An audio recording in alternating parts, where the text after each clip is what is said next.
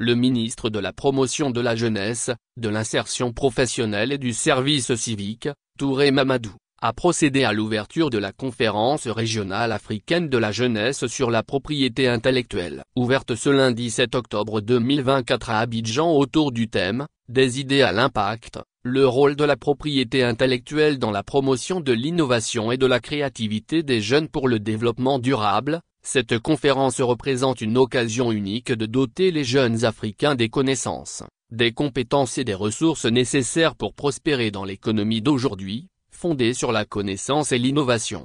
Selon le ministre Touré Mamadou, l'innovation est au cœur des changements importants que connaît l'humanité depuis la première révolution industrielle jusqu'à la cinquième dans laquelle nous sommes de plein pied. À en croire le ministre Touré, l'innovation a été et demeure la principale source d'accélération du développement des pays, offrant aux gouvernants des instruments pour mieux faire face aux problématiques économiques et sociales auxquelles sont ou seront confrontés les citoyens. Même s'il y a encore des efforts à faire en Afrique en matière d'investissement dans la recherche, développement, il est important de relever que de nombreux pays africains ont très tôt compris la nécessité d'impulser l'innovation afin de booster leur développement économique, en créant, au lendemain des indépendances, des structures d'administration de la propriété intellectuelle, a-t-il expliqué. Ainsi, en plus des offices nationaux, plusieurs autres offices régionaux de la propriété intellectuelle ont été enregistrés sur le continent. Au dire de M. Touré, l'objectif poursuivi par nos États en créant ces offices est de réfléchir à trouver des solutions, au plan national mais aussi dans un cadre multilatéral, aux problématiques d'innovation non seulement en termes de protection des innovateurs, mais aussi et surtout en matière de valorisation des innovations afin de contribuer à faire émerger un écosystème entrepreneurial davantage compétitif sur le continent. Malgré les résultats importants enregistrés, je suis conscient que d'autres actions sont nécessaires pour amplifier l'impact de la propriété intellectuelle sur notre économie. Il s'agit principalement de la consolidation de l'écosystème de l'innovation par l'installation de bureaux de transfert de technologie, BTT, et du financement de la valorisation des inventions.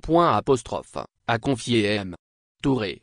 Il a enfin dit compter sur l'altruisme des experts et l'esprit d'écoute et de partage des participants pour faire de cette rencontre un indicateur de l'innovation dans nos différents pays.